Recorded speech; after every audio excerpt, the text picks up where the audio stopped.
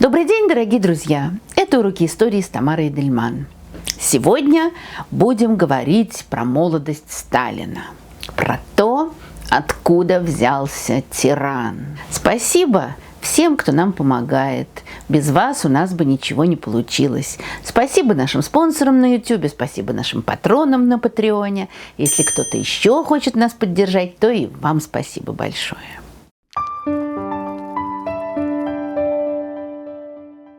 Когда мне предложили записать для сегодняшнего выпуска рекламу сумок компании Mills Karta, то я сначала немножко удивилась. Речь пойдет о Сталине и его времени. Какие уж тут сумки? Там все только пионеры и пионерки, военные стахановцы, им не до сумок. Но на самом деле все было не так. С одной стороны, огромная часть страны жила в нищете, им было точно не до модных сумок и не до новой одежды. Но жены наркомов или командармов посещали модных портних, примеряли изысканные шляпки, надевали шелковые платья с тонкой талией и, взяв элегантную сумочку, отправлялись в театр. Их было, конечно, меньшинство. Большинство по-прежнему одевалось просто. Не только потому, что особых изысков в простых магазинах не было. Таков был стиль жизни. В обществе, где воспевали летчиков и пограничников, в парке культуры стояла парашютная вышка, а у старшеклассницы могла оказаться сумка с красным крестом, потому что она была санитаркой в своем пионерском отряде или комсомольской организации. Хорошо, что сегодня мода не так военизирована, и каждый может выбрать одежду и аксессуары на свой вкус. Название компании Mills расшифровывается как сокращение слов «молодость», «индивидуальность», «любовь», «легкость», «забота». А слово «карта» говорит об отсутствии границы в переносном и в прямом смысле. Дизайнеры фирмы готовы подчеркнуть индивидуальные черты человека, находящегося в любой точке мира. А мне в этих словах больше всего нравится слово «легкость». Это как раз то, чего не хватало моде сталинской эпохи. Будь то изысканным нарядом и сумочкам наркомовских жен, будь то простой одежде обычных людей. А в сумках компании Mills Karta действительно есть легкость и элегантность. И качество. Они же все из натуральной кожи. В общем, заходите на сайт компании Mills Karta, регистрируйтесь, получайте промокод на 10% скидку за регистрацию на сайте, выбирайте ту сумку, которая больше соответствует вашему характеру, получайте гарантию на 12 месяцев, заказывайте доставку в любую точку мира.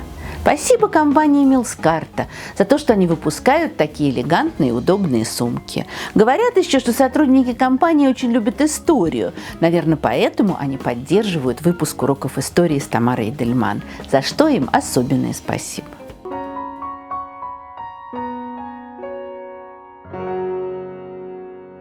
Как только речь заходит о Сталине, то, естественно, как и о любом другом тиране, кровопийце, убийце миллионов, естественно, возникает мысль, как мог возникнуть такой человек, откуда он взялся, как он мог сформироваться. Единого ответа на этот вопрос нет и, конечно, не будет никогда. Но понятно, что очень часто для того, чтобы разобраться, каким образом, в конце 20-х годов сформировался, вернее, не сформировался, а появился, возник на поверхности Сталин-тиран, Сталин безжалостный противник, уничтожающий своих врагов, унижающий их, отправляющий миллионы крестьян на голодную смерть, и так далее, и так далее, и тому подобное. Вот он же не возник в каком-то 27-м году такой, а когда он таким стал? Во время гражданской войны? Во время революции? Перед революцией? Вот таким образом естественный путь такого исследования приходит в молодость человека. Мы предполагаем, что на формирование личности любого человека и любого политика, конечно, оказывает влияние его детство, его молодость, его окружение. Здесь можно строить фрейдистские теории, здесь можно просто исходить из того, как окружение сформировало человека. И множество есть таких исследований, связанных со Сталиным. Когда начинают изучать его жизнь с самого начала, с периода, когда он родился и вырос в грузинском городе Горе, и дальше. Конечно, здесь есть проблема, потому что Вот с одной стороны, мы о Сталине, естественно, знаем очень много. О нем написано множество книг, сколько писалось и говорилось о нем, когда он был у власти, сколько мы знаем принятых им решений, сколько есть воспоминаний. Ну, вроде бы тут раздолье для историка. С другой стороны, по сути дела, вот внутреннего Сталина, человека за фасадом вождя, мы, конечно, можем себе его представлять, мы можем его конструировать. И это тоже делается. Это делается и историками, это делается писателями. Какая есть поразительная глава в романе «В круге первом» у Солженицына, такой внутренний монолог Сталина. Конечно, Солженицын это все придумал. Конечно, он это сделал очень убедительно с художественной точки зрения. Но это его право как художника. Если мы хотим чего-то более реального, чего-то более исторического, ну, каким образом реконструируется внутренний мир человека историками?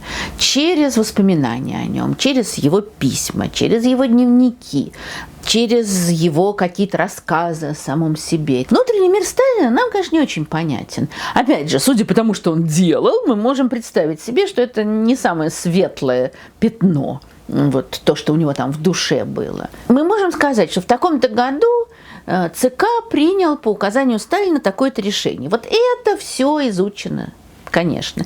Что он при этом думал, что он при этом ощущал, мы не знаем. Что он думал, когда начинал коллективизацию? Что он думал, когда расстреливал своих же товарищей по партии? Что он чувствовал, когда началась война? Все только предположения. Вот я, готовясь к нашей лекции, поняла, что, скажем, там, условно говоря, про Екатерину II мы знаем больше в какой-то мере, чем про Сталина. Казалось бы, она жила на намного большем удалении от нас, чем Сталин. Но она оставила записки. Может быть, она там придумывала, что-то искажала. Но это ее голос. Мы слышим то, что она хотела нам сказать. Мы можем уже исходить из этого. Она оставила огромное количество писем. Там переписка с Вольтером, ее любовные письма Потемкину.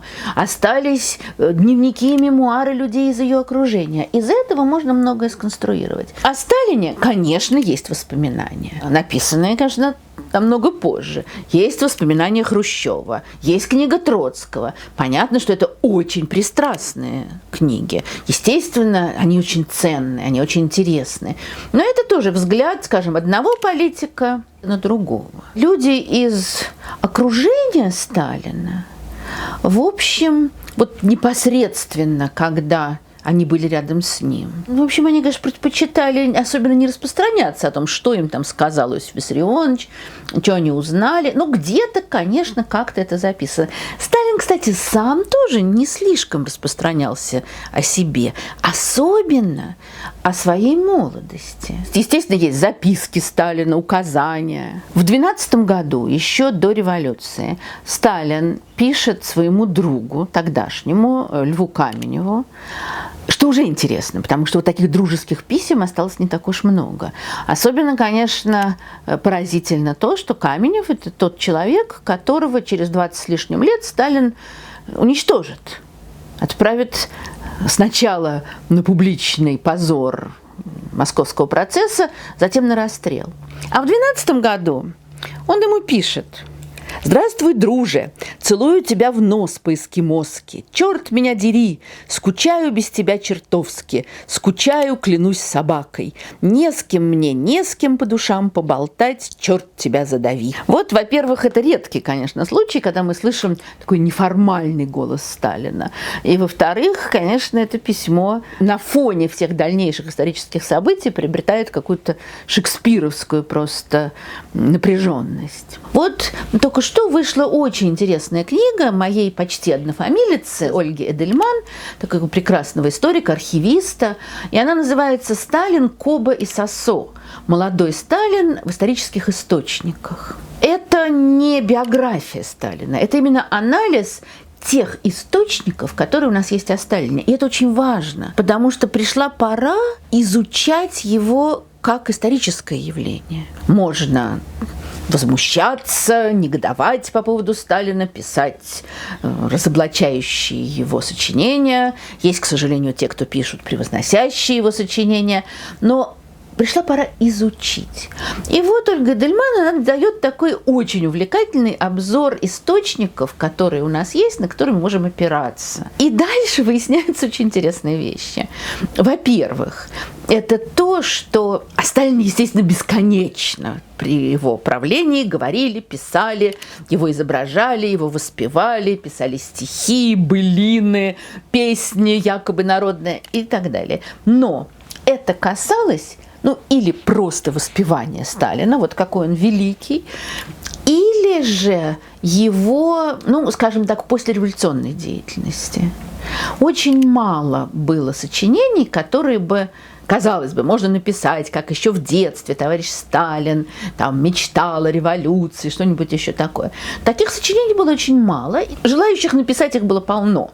Судя по всему, их появление блокировал сам Сталин, который, как очень интересно пишет Ольга Эдельман, он демонстративно проявлял скромность. Вот скромность – это такое качество, которое все время ему приписывается. Среди этого безумия его превознесения он остается простым и скромным. Он просто одет, он просто себя ведет. И он совершенно не хочет, чтобы его биографию все время расписывали. И она очень точно замечает, что это хитрый ход. Таким образом, он предоставляет себе возможность контролировать поток информации, который шел о нем. И вот что-то допускать, что-то не допускать. И то, что касалось его революционной молодости, об этом писалось мало. Но на то, опять же, есть разные объяснения, почему это так. Что-то он хотел скрыть, может быть, что-то хотел исказить. И, в общем, есть такое достаточно простое объяснение. Большая часть молодости Сталина – это подпольная борьба. Это организация стачек, демонстрации, это бегство из ссылки, арест, снова бегство и так далее. И опять же, вот Ольга Эдельман замечает, что, скажем, в 30-е годы вообще уменьшается количество рассказов про дореволюционных героев-подпольщиков. Вот потом будут рассказы, конечно, про тех, кто с фашистами сражался, но это потом. А вон те, кто против царя, про них пишут все меньше и меньше. Понятно, почему. Нечего пример подавать. Вдруг кто-то решит им подражать и тоже бомбу сделать или еще что-то в этом роде. Поэтому Сталин корректировал, не допускал слишком подробных рассказов о его молодости. И хотя, конечно, говорили и писали много. Но тут мы сталкиваемся с другой вещью. Вот как раз проблема тоже для историка заключается в том, что, конечно, все источники, связанные со Сталиным, невероятно политизированы. То есть, с одной стороны, есть всякие ужасные рассказы. Два главных обвинения Сталину, молодому Сталину, это то, что он был сотрудником охранки, агентом охранки и выдавал своих товарищей по партии. Второе обвинение, которое очень часто предъявляли и продолжают предъявлять Сталину, это то, что он участвовал в эксах, экспроприации экспроприаторов. Попросту грабь награбленная. В целой системе получения денег незаконным путем, которую большевики создали прежде всего на Кавказе, когда они обложили, тогда не было слова рэкет, такой данью предпринимателей, которые вроде бы как добровольно поддерживали партию, и время от времени просто грабили поезда, банки и так далее и тому подобное. Я очень хорошо помню, у моего отца был такой замечательный друг, детский писатель Камил Икрамов, человек страшной совершенно судьбы. Он был сыном первого секретаря ЦК Узбекистана Акмали Икрамова, которого расстреляли в 30-е годы. И он сам был в лагере еще молодым человеком и в ссылке. При этом сохранил какую-то удивительную доброту. И для меня такой он был, в мои школьные годы, очень важный был человек. А он все время что-нибудь рассказывал очень интересное. И вот когда-то он мне рассказывает, это, конечно, не сам он придумал, может быть, это где-то и в лагере говорилось, или потом. Знаешь, говорит, вот в 30-е годы всегда говорили, товарищ Сталин лучший друг детей, лучший друг колхозников, лучший друг тех, этих. А вот была фраза, за которую можно было сразу получить 10 лет, что товарищ Сталин лучший друг почтальонов, потому что он грабил почту на Кавказе. Вот это было такое распространенное очень мнение.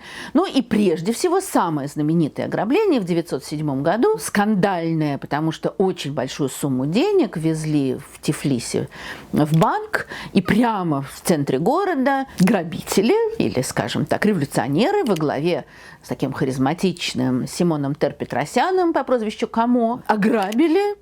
Там много было жертв, они ограбили вот эту почту и огромное количество денег получили, причем особый был скандал, потому что уже до этого съезд РСДРП запретил большевикам, а тогда там были вместе и меньшевики, и большевики, запретил большевикам проводить эксы. А они все равно провели, главное, даже воспользоваться не смогли, потому что эти деньги отправили в Европу, а там уже номера этих купюр были переписаны, они даже не смогли использовать эти деньги. Наоборот, даже несколько человек с этими купюрами попались. Камо был вообще родом из Гори. Он был всего на несколько лет младше Сталина. Сталин когда-то был у него репетитором, учил его русскому языку. Сталин был, конечно, с ним очень хорошо знаком. Версий о том, что Сталин в этом участвовал, очень много. Что он стоял на площади, что он все организовывал. И, конечно, эта мысль греет сердца тех, кто не любит Сталина, что он еще и грабитель был. К тому же Камо в очень странной ситуации погиб в 22 году в Тбилиси. Он ехал на велосипеде, его сбил грузовик. Можно себе представить, какое напряженное автомобильное движение было в 22 году в Тбилиси. Чтобы попасть под грузовик, надо было очень постараться. И, конечно, сразу появились предположения, что его убили, наверное, по приказанию Сталина. Вот опять же Ольга Эдельман, которая очень внимательно работала с архивами, пишет о том, что доказательств участия Сталина в эксах нет. Понятно, что они себя вели достаточно так криминализированно, большевики на Кавказе. Понятно, что он знал про эти эксы. Понятно, что он поддерживал Камо. Но вот доказательств нет. И это лишний раз, вот обе эти истории с охранкой и с эксами, они показывают, как сложно добиться какой-то маломальской объективности. А с другой стороны, в превознесении товарища Сталина тоже было огромное количество людей, которые не останавливались ни на секунду. И, опять же, существует множество воспоминаний о молодости Сталина, о том, какой он был в Тифлисской семинарии, о том, каким он был в Батумской тюрьме, каким он был в ссылке. Но там регулярно появляются воспоминания о том, каким он был грубым, неприятным. Эти люди при жизни Сталина предпочитали помалкивать. Есть множество воспоминаний о молодости Сталина, которыми были готовы делиться люди, которые, может быть, видели-то его одну секунду, но, конечно же, готовы были рассказывать об этом газетчикам, архивистам, пионерам, кому угодно. Таких воспоминаний тоже Ольга Эдельман приводит очень много. Например, вот воспоминания женщины, которая жила в Ачинске, в Сибири. Это город, куда в 1917 году приехал Сталин после Туруханской ссылки. После этого он оттуда уже отправился в Петроград. И вот она вспоминает. 17-й год. У Шатырских я видела Сталина. Он сидел на стуле. Кума Устинья, когда вышел Сталин, мне говорит: «Кума, знаешь, кто это?» «Нет», говорю. «Это, говорит, Сталин, помощник Ленина». «Что ж ты, говорю, раньше не сказала?» Я хотя бы рассмотрела его. С тех пор мне не довелось его видеть. Но, как резонно отмечает автор, стоит ли пояснять, что в описанное время ачинские обыватели ни о Ленине, ни о Сталине слыхом не слыхивали. Мы не знаем, видела ли она действительно Сталина и говорила ли она с Кумой Устиньей. Понятно, опять же, ценность этого воспоминания нулевая. Он сидел на стуле и вышел. Но ей, естественно, надо прикоснуться, и надо уже тогда говорили, что Сталин – это помощник Ленина. То есть это, конечно, тоже такие совершенно анекдотические вещи. Вот через завалы этих таких иногда странных, иногда осознанно придуманных, иногда искаженных источников надо прорываться к какой-то реальности. И, конечно, историческая наука знает методы работы с такими источниками. И, скажем, воспоминания друзей школьных или семинарских Сталина, или, скажем, друзей, которые потом стали врагами. Из них всегда можно извлечь какую-то ценность. Очень интересно, что, по мнению Ольги Эдельман, самые ценные источники – это материалы жандармов. Понятно, потому что там нету такого вот желания или унизить, или восхвалить. А есть просто сообщение. Там ссыльный такой-то прибыл туда-то. Вот это вот. Но этого, конечно, опять же, мало, чтобы понять, что это был за человек.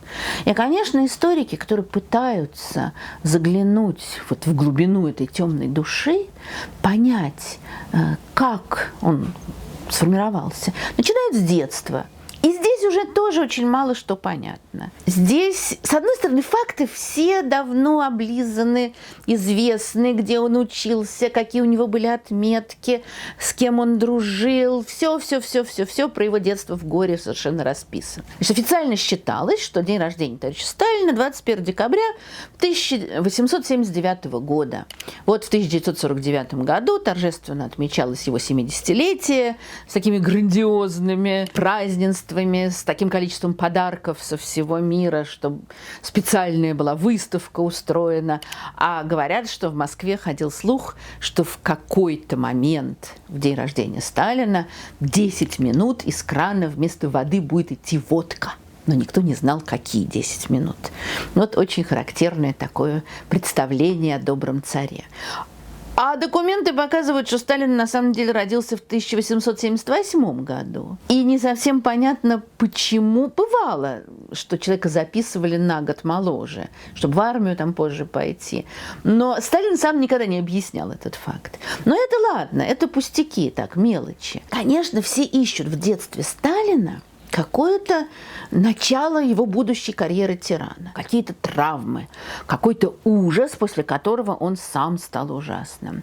Но тут, конечно, важный кандидат его отец, Виссарион Джугашвили, Бесо, сапожник, который много пил, который бил мать, бил сына. Мать, хотя обожала сына, Иосиф был третьим ее ребенком, 2 предыдущих умерли в младенчестве, но при этом тоже могла его отлупить в случае чего. Брак довольно быстро распался, отец работал в Тбилиси, потом уже он пытался сына забрать работать в Тбилиси на обувную фабрику, отец никак не мог заработать себе на жизнь своим сапожным ремеслом.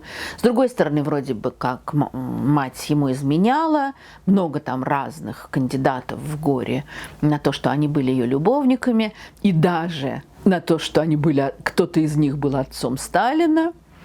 Это все разбирается во множестве разных книг. Ну, что можно сказать?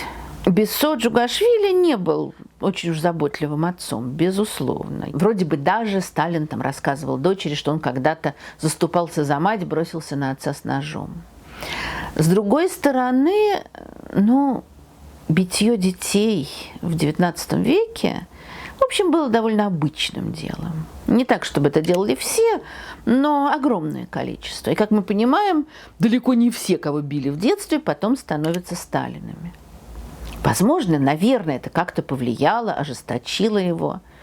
Но тут мы не видим каких-то особых, ужасных совершенно обстоятельств. Точно так же ищут корни его злобности, его подозрительности в его отношениях с другими мальчиками, с его одноклассниками, с его соучениками по духовному училищу в горе.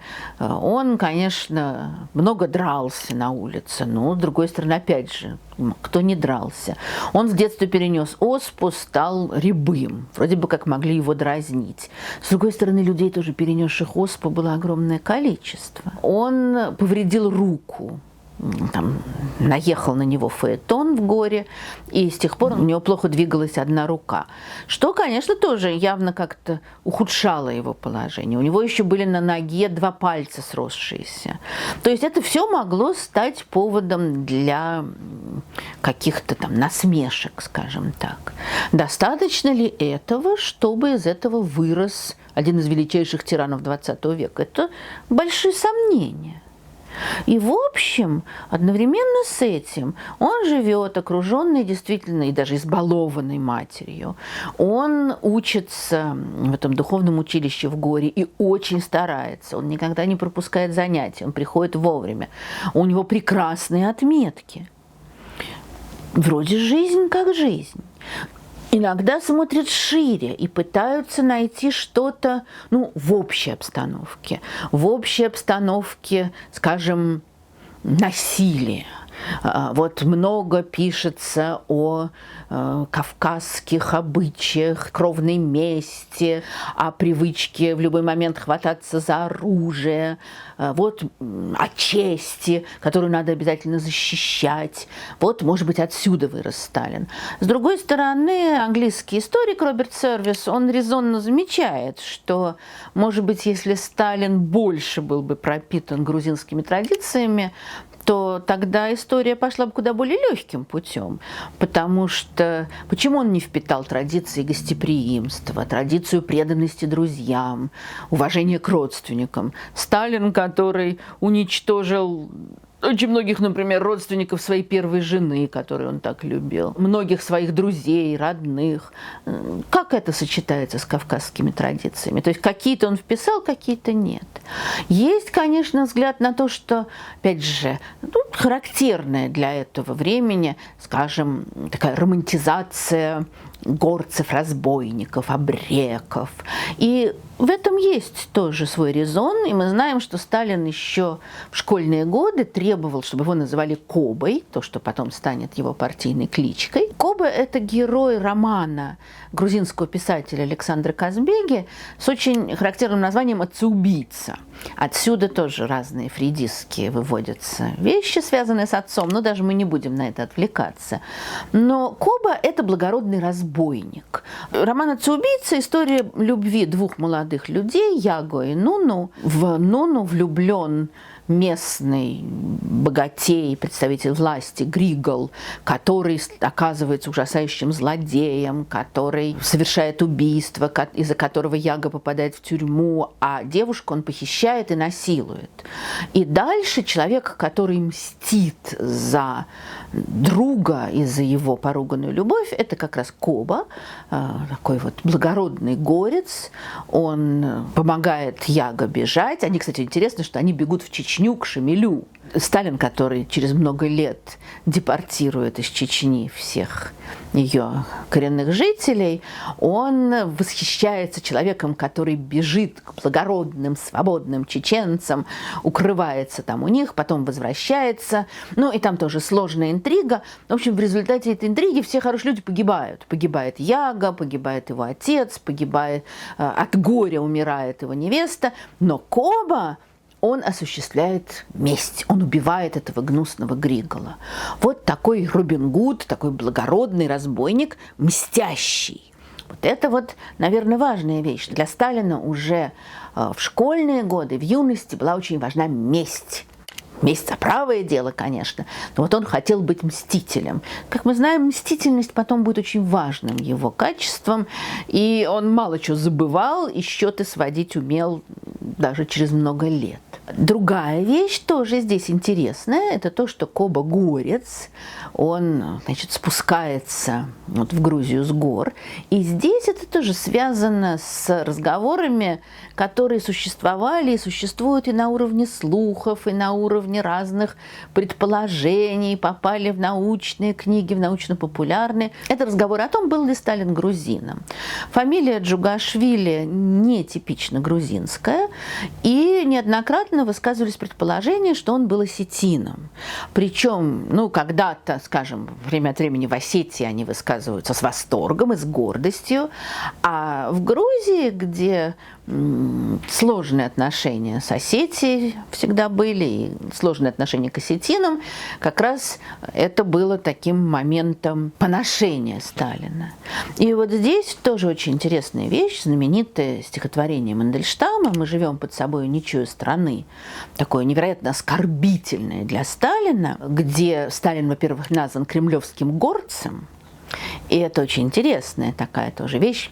Горец, гори, его родина, горе, гора. Тут какая-то сложная такая мандельштамовская игра. А заканчивается это стихотворение словами, что не казнь у него, то малина и широкая грудь осетина. И эта последняя строчка вызывала большое недоумение. Есть даже рассказ о том, что Пастернак восклицал, как он мог такое написать, он же сам еврей, как он мог вот вроде бы оскорблять Сталина по национальной линии. Хотя не совсем понятно, почему именно просто, что широкая грудь осетина, в чем здесь оскорбление. И, опять же, у Сталина не такая уж широкая грудь. Но вот есть очень интересная статья такого историка Ильи Винницкого, который анализирует как раз эту строчку и ставит ее в контекст определенный. Но широкая грудь, понятно, почему появилась, потому что такое традиционное изображение горца в разных этнографических книгах конца XIX – начала XX века, в описаниях путешествий, это человек такой перетянутый ремнями в кавказской одежде с огромной широкой грудью. Считалось, что горцы, живущие в горах, дышат этим свежим воздухом, и грудь у них очень широка.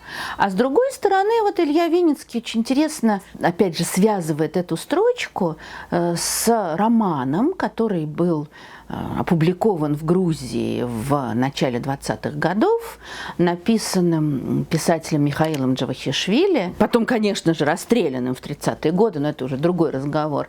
Роман этот называется «Хизаны Джако», но это переводится там «беженцы Джако», иногда даже «мигранты Джако», что совсем уж странно, там «квартиранты Джако», вот так. И это такая странная, символическая, жуткая история о постреволюционной Грузии, где такой интеллигентный, слабовольный князь Теймураз оказывается в полной зависимости, как и вся его деревня, когда-то ему принадлежавшая, от бывшего его крестьянина, крепостного осетина Джако.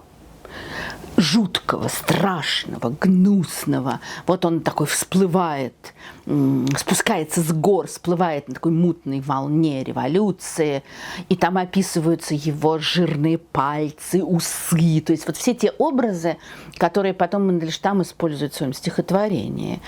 И Джако насилует Марго, жену князя, и потом Марго уходит к нему, как бы вот выбирая более сильного.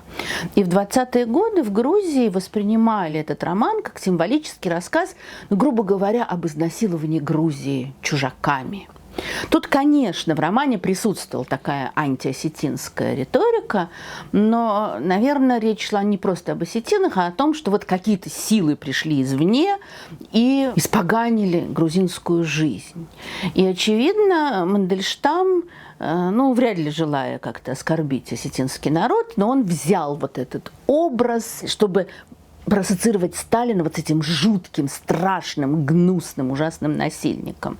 И, наверное, для многих, скажем, в Грузии эти ассоциации были понятны. Мы, правда, не знаем, читал ли Мандельштам этот роман, но он, конечно, мог его слышать, мог знать о нем благодаря его многочисленным связям с грузинской интеллигенцией.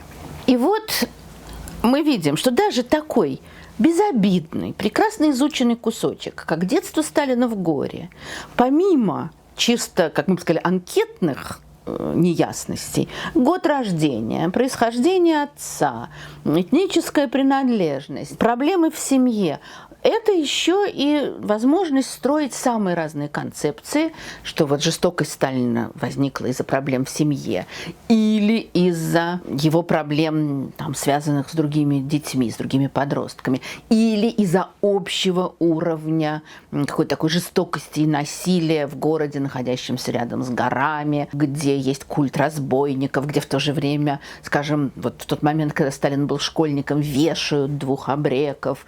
Вот из общей атмосферы.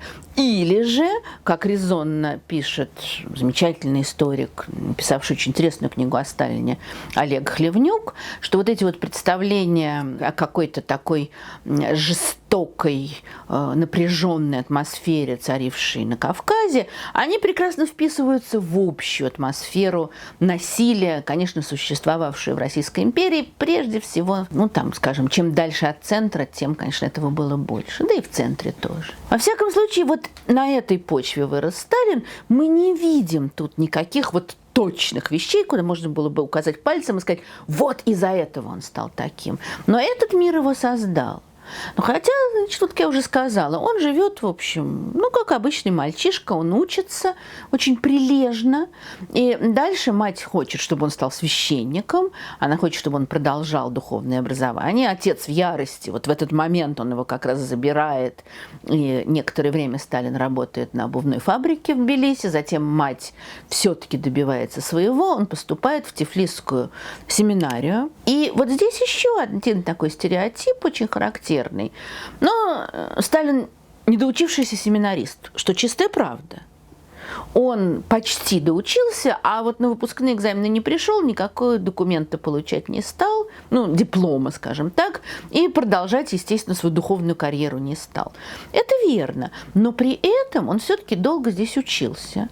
Надо сказать, что это было одно из лучших учебных заведений в тогдашнем Тифлисе. Учебная программа была с таким уклоном религиозным, потому что предполагалось, что здесь готовят священников. Но на самом деле туда поступали люди, которые совершенно не собирались становиться священниками, а там было действительно хорошее образование. Там изучали, например, древние языки. Ну, правда, латынь Сталин не учил, а греческий учил. Платона читали по-гречески. Не просто так. И он, кстати, поначалу учился очень хорошо, потом все это забросил. Конечно, вот здесь мы можем увидеть, как формируется его бунтарский характер, потому что правила там были очень жестокие. Это было совершенно просто как тюрьма.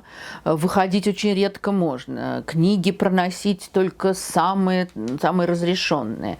Регулярно обыски в комнатах, чтобы не было ничего запретного.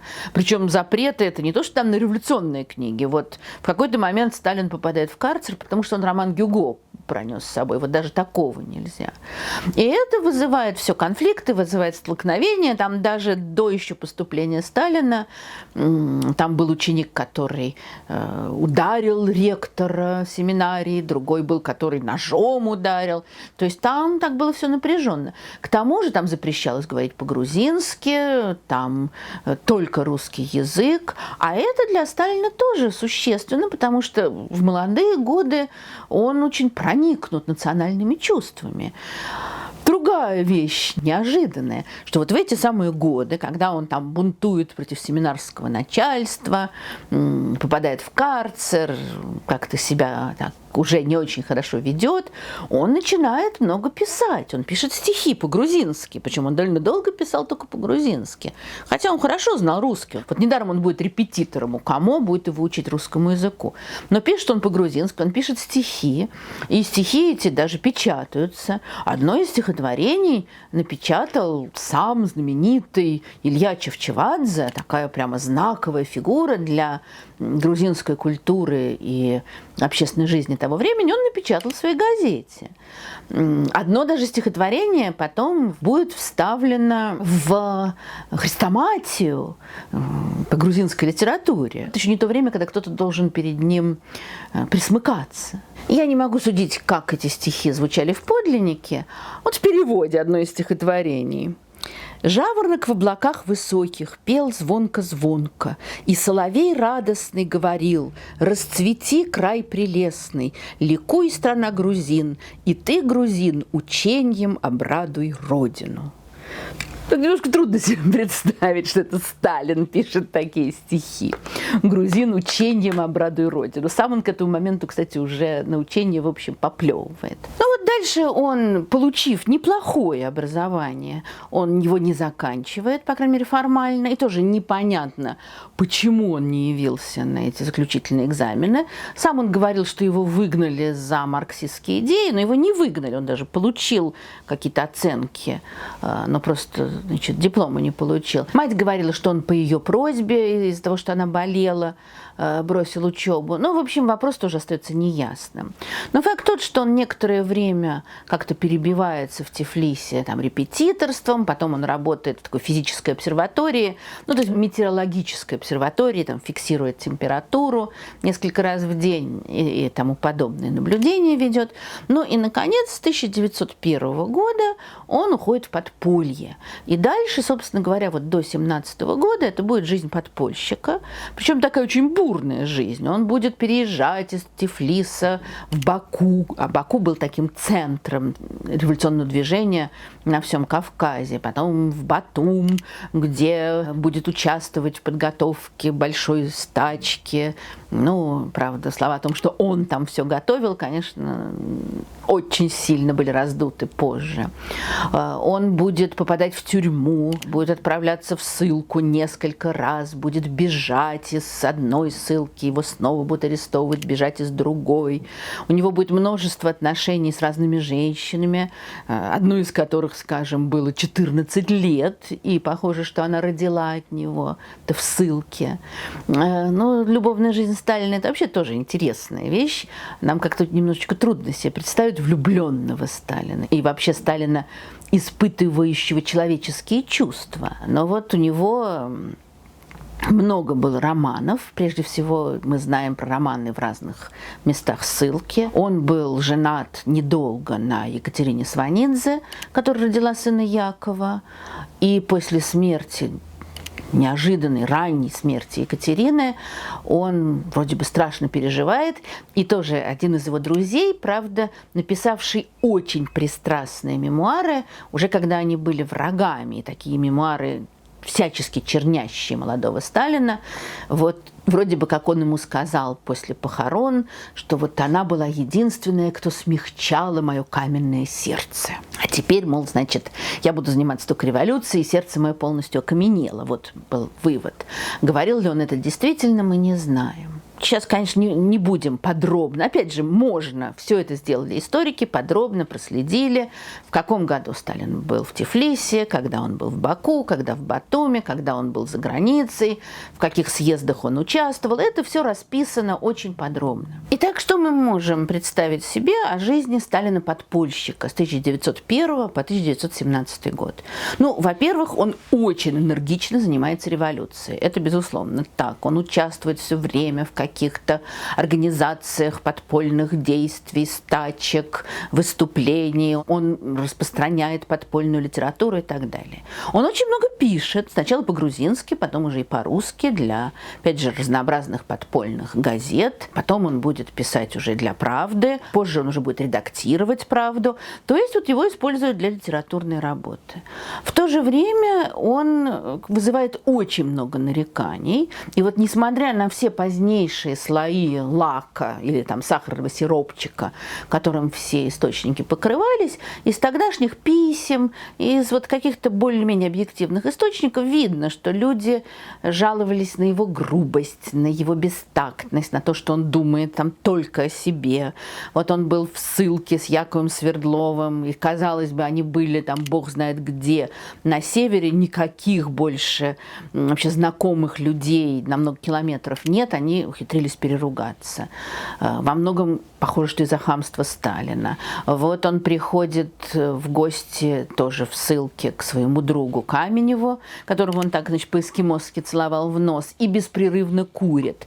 Это невероятно раздражает жену Каменева, кстати, сестру Троцкого, и она просит его перестать это делать, но ему совершенно наплевать, и он продолжает.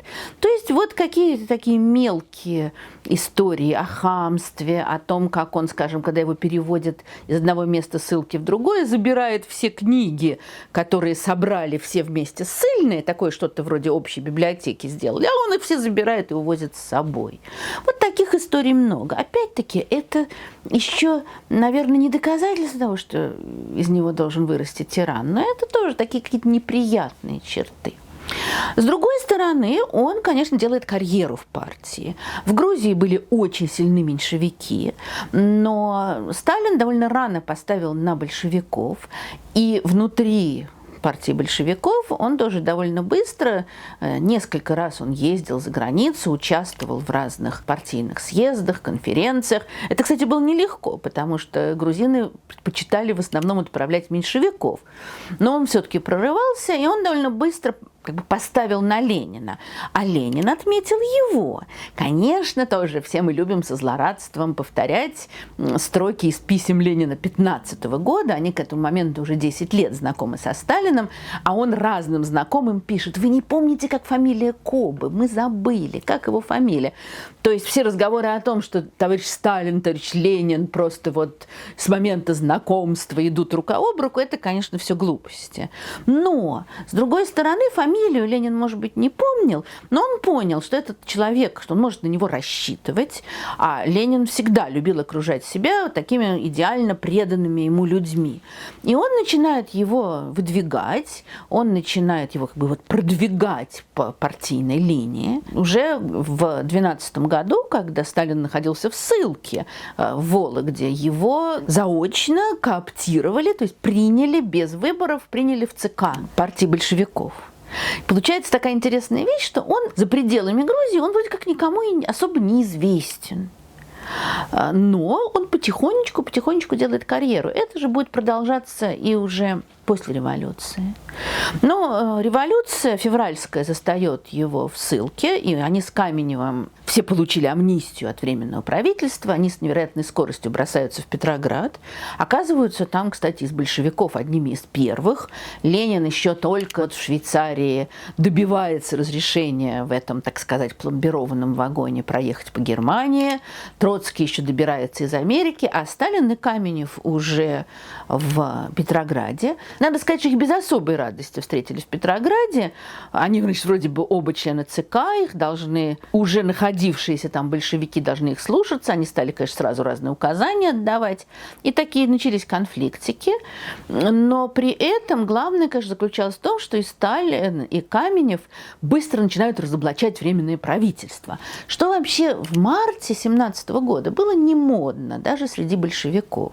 Предполагалось, что Петроградский совет, мы говорили об этом в лекции о революции, поддерживает Временное правительство. Сталин и Каменев Временное правительство осуждают, требуют его свержения еще за месяц до прибытия Ленина. Правда, когда Ленин прибывает, он с яростью выясняет, что они говорят, что Временное правительство надо свергнуть, но сделать это в союзе с меньшевиками. А Ленин совершенно не собирается с меньшевиками объединяться и высказывает куда более радикальную позицию. Надо добиться большинства в Советах и потом самим свергнуть Временное правительство. И Сталин быстренько меняет свое мнение, и вот с этого момента он практически всегда человек Ленина. И в 17 году он, опять же, вот мало кому известный человек, который провел большую часть своей революционной деятельности или на Кавказе, или в ссылке, или, значит, удирая из ссылки, он начинает приобретать все большее влияние. Он член ЦК, он пользуется доверием Ленина. При этом за пределами ЦК его не очень-то знают. Он кто такой? Вот приезжает Троцкий в мае, его все знают. Уже возглавлявший Петроградский совет в 1905 году, прекрасный оратор. Вот он расцветает невероятно. А Сталин сидит тихонечко, там организационной работой занимается, статьи в «Правде». После июльского кризиса 17 года, после волнений в Петрограде, когда Временное правительство выдает ордер на арест Ленина, и Ленин бежит с Зиновьевым сначала в разлив, потом в Финляндию, а Сталин как бы остается в лавке. Троцкий и Каменев оказываются в тюрьме. Сталин, он вроде не такой важный, чтобы его арестовали. Он никак особенно не засветился в июльских событиях. И он оказывается главным. На 6-м съезде РСДРП он уже делает доклад от имени ЦК. То есть вот тут его узнают уже больше. Дальше, осень 17 года, опять Сталин никто, но он принимает участие в заседаниях, он высказывается за вооруженные восстания. Конечно, главный человек Троцкий. Ясно, что Сталину это не очень нравится. Хотя, опять же, хотелось бы, конечно, узнать какие-то подробности, какие-то письма, где он об этом пишет. В общем, по-настоящему этого нет. Сталин в это время очень близок с семьей революционеров Аллилуевых, и через некоторое время он женится на их дочери Надежде. Может быть, он им что-то говорил, но этого тоже не осталось. Судьба семейства Аллилуевых тоже была невеселой. Сама Надежда Аллилуева в начале 30-х годов покончит с собой. Ее родные тоже многие будут уничтожены. Что там им Сталин говорил? Вот как? Говорил ли он, как ему не нравится Троцкий? Или же просто прикусив губу молчал?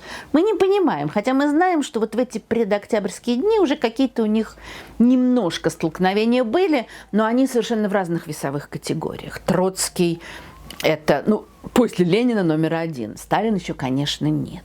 Начинается советская эпоха, начинается гражданская война. И гражданская война – это вот тоже тот период, который потом в сталинское время будет превращен пропагандой в такую мифологическую эпоху, где товарищ Сталин возглавлял оборону Царицына и вел войска вперед, и ему помогали будущие маршалы Ворошилов и Буденный, и совершалось множество подвигов. Товарищ Сталин в гражданской войне проявляет себя ужасающе. Его отправляют на Южный фронт, вот как раз в этот самый пресловутый Царицын, который потом из-за его подвигов будет назван Сталинградом. Вообще-то у него было конкретное задание обеспечить поставки продовольствия.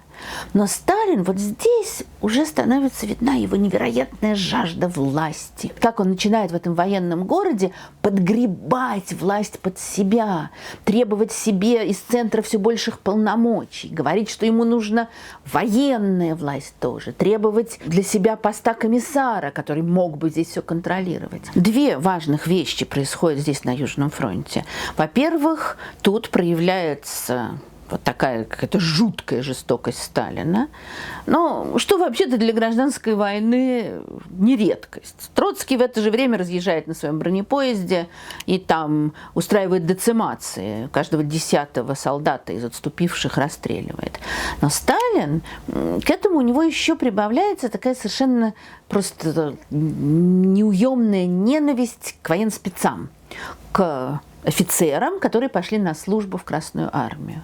И вот здесь как раз в Царицыне он учиняет ужасающие вещи, он арестовывает офицеров белых, как он их считает, которые на самом деле-то служат красным, это военспецы. Он арестовывает разных крупных чиновников, которые здесь тоже служащие советской власти, которые здесь находятся. При этом их избивают, кого-то расстреливают. Несколько сот человек держат на барже посреди Волги в ужасающих условиях. Ходили слухи, что баржу эту утопили, хотя похоже на то, что вот этого не было. Но все равно они находились в кошмарных условиях, и мы случайно знаем всякие жуткие подробности, потому что Сталин арестовал крупного чиновника, слишком крупного, чтобы его можно было так вот просто расстрелять. Его заставили выпустить, этого человека. Тот вернулся в Москву и все подробно описал, что там творится. И Троцкий, возмущенный, пишет письмо в Центр, где пишет, что он настаивает, а Троцкий, как председатель Реввоенсовета, может настаивать, чтобы Сталина немедленно убрали с Южного фронта.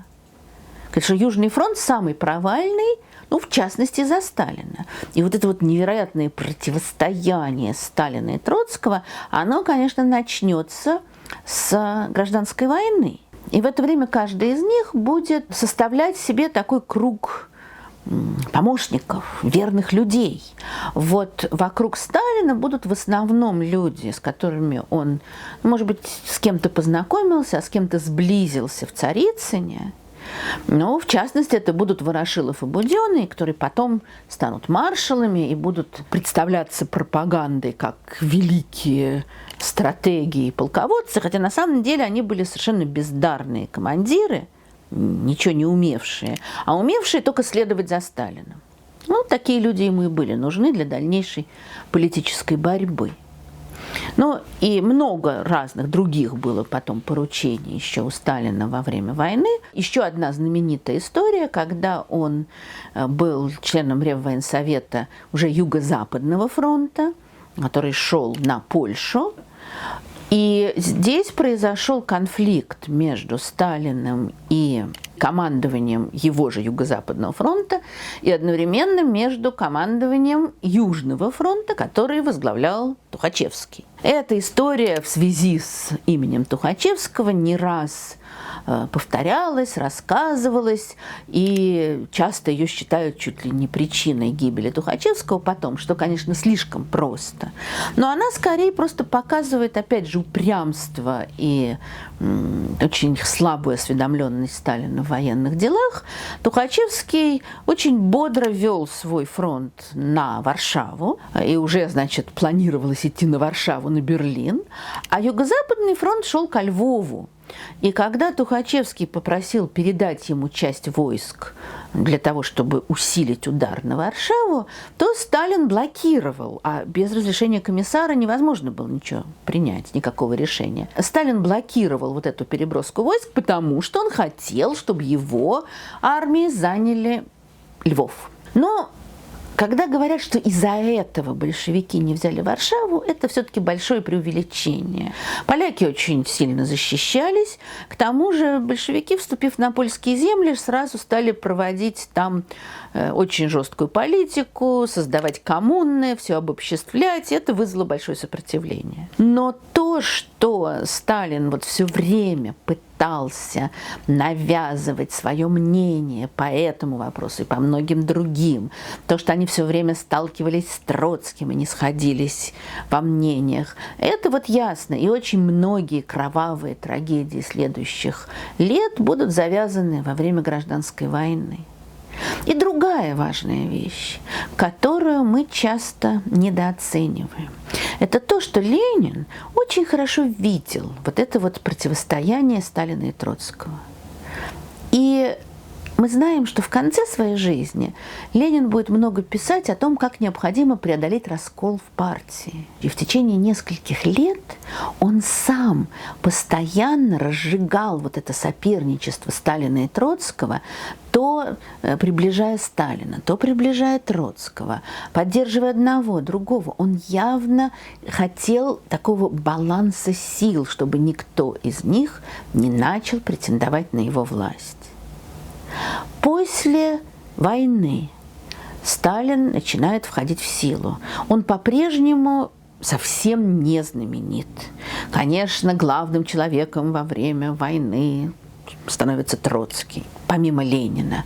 Конечно, невероятно популярен Бухарин как теоретик. Сталин, наверное, его имя уже знают. У него не очень важные посты. Он возглавляет Наркомат национальностей, такую странную организацию. Значит, вроде бы как он специалист по национальному вопросу, поэтому он должен разбираться. Сталину не нравилась совершенно эта должность, хотя она, конечно, сначала вообще это было непонятно что, а по мере того, как большевики устанавливали свой контроль на новых и новых территориях, конечно, значение возрастало. Но ему все равно этого было недостаточно. Сталин возглавляет рабкрин, рабоче-крестьянскую инспекцию, которая должна была проверять законность работы государственных органов. Вообще, это влиятельный орган, тоже не то. И он постепенно добивается того, что его освобождают от этих постов, и он получает пост генерального секретаря. Генеральный секретарь – это совершенно не то, что будет в эпоху Брежнева. Да, генеральный секретарь. Генеральный секретарь командовал секретариатом ЦК. То есть это действительно был секретариат. Они готовили бумаги, они определяли назначения на разные посты, они готовили повестку дня для обсуждений. То есть это опять такая незаметная работа. Она незаметная, но невероятно важная. Потому что таким образом Сталин получает под свой контроль партийный аппарат. А партийный аппарат в начале 20-х годов, что бы там большевики ни говорили про необходимость уничтожения государства, про построение коммунизма, но партийный аппарат приобретает все большее и большее значение. И Сталин этот аппарат постепенно подминает под себя. Он занимается, пока там решаются важные идеологические вопросы, он занимается мелкими перестановочками на шахматной доске. Вот этого человечка снять с поста, там где-нибудь в каком-нибудь городе, а вот этого поставить, потому что он Сталину чем-то благодарен. Есть воспоминания человека, работавшего со Сталиным в это время, о том, что люди, скажем, снятые с какой-то партийной должности, но еще не назначенные на новую, они приезжали в Москву в ожидании нового назначения, и про них говорили, что они ходят под Сталиным. То есть вот Сталин их контролирует, и от Сталина зависит, куда он их отправит. И эти вот незаметные продвижения пешечек, проходивших, если не в ферзи, то уж во всяком случае в крупные фигуры, это была очень важная часть его укрепления у власти. Тем временем здоровье Ленина все больше ухудшается, и в связи с этим все больше обостряется борьба за наследство, кто будет преемником. Но мы не будем подробно в это вникать, мы говорили об этом в лекции о Троцком. Но несколько только таких любопытных вещей, что довольно долго, вот до 22 года, уже еще в течение 22 года, Ленин доверяет Сталину. Ленин с ним общается. Даже он настолько доверяет Сталину, что вызывает его к себе в Горки, когда он чувствует, что его уже здоровье очень сильно ухудшается, и просит помочь ему покончить жизнь самоубийством. Ленин очень боялся оказаться парализованным, беспомощным. Ну и Сталин ведет себя так корректно. Он сообщает об этом родным Ленина, он сообщает ЦК. Ну и, в общем, как-то, значит, Ленина убеждают, что все не так плохо, и он успокаивается. Ну или делает вид, что успокаивается. Но это говорит о доверии, которое он испытывал к Сталину. А дальше начинается совершенно другой виток их отношений. Считается, что все это испортилось во время обсуждения принципов создания Советского Союза, когда Сталин, как специалист по национальному вопросу, разработал свой проект, по которому все советские республики становились автономными республиками в составе России.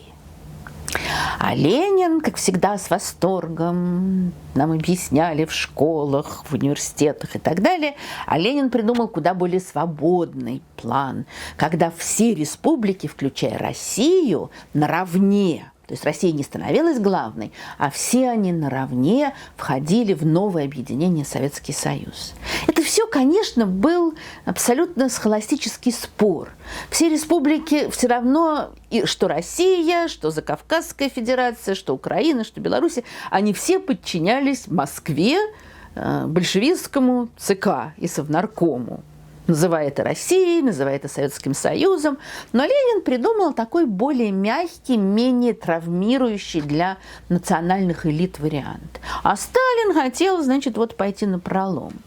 И там разные ужасные происходили сцены на заседаниях ЦК Закавказской Федерации, там даже до драки Орджоникидзе доходило у грузинских коммунистов. В общем, много было интересного, и Ленин начал окорачивать Сталина, а с другой стороны он начал, там, продиктовал Крупской свои возражения, и таким образом Крупская нарушила решение ЦК, которое считало, что ради сохранения здоровья Ильича нельзя позволять ему вмешиваться в политику. И Сталин позвонил Крупской и как-то очень грубо с ней поговорил. И Ленин никак не мог ему это забыть, и проходили уже месяцы и полгода, он все время про это вспоминал. И вот он все время возвращается вплоть до знаменитой фразы в письме к съезду, том, который называют «Завещание Ленина», что Сталин слишком груб. Вот все время он возвращался к этой грубости Сталина. Сталин был действительно груб, но Ленин это прекрасно знал и раньше. И очень интересно, что вот в эти последние месяцы, ну еще, может быть, не своей жизни, а вот своей такой сознательной жизни, потому что совсем последние месяцы Ленин уже будет абсолютно беспомощен. Последние месяцы вот этой своей сознательной жизни Ленин всячески приближает Троцкого. То есть он пытается найти противовес Сталину. А одновременно с этим он пишет все эти свои работы, как нам реорганизовать рабкрин, письмо к съезду, в которых все время один разговор. Нам надо преодолеть раскол в партии. Нам надо ввести во все органы, там вот в рабкрин, в ЦК, надо ввести рабочих, крестьян. Они своим чутьем рабоче-крестьянским не допустят раскола. Это все какие-то фантазии совершенно утопические. Каким образом рабочие и крестьяне не могут допустить раскола? Он видит уже вот эту борьбу Сталина и Троцкого, это противостояние. И он вообще-то, конечно, должен был понимать, Ленин, что во многом он, если не создал эту борьбу, то он ее поддерживал, он ее разжигал, потому что ему нужен был баланс вот этих соперников. И Умирая, он, конечно, понимал, что дальше начнется жестокая борьба. Так оно и произошло.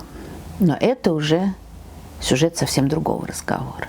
Спасибо всем, благодаря кому стала возможна эта запись. Спасибо нашим патронам на Патреоне, спасибо нашим спонсорам на Ютубе.